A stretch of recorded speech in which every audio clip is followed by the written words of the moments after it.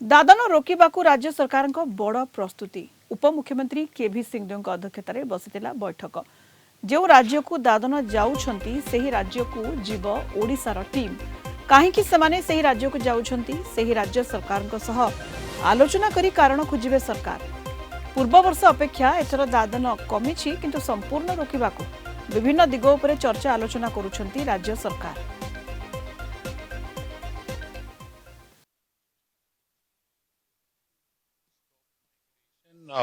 केमती गत वर्ष जो प्रकार माइग्रेशन आगु होता गत वर्ष पूर्व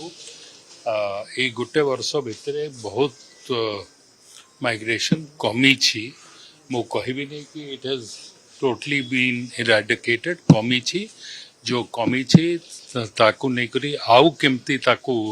कमा जाई पारिबो केमती करी लोकों को आउ इठी नियुक्ति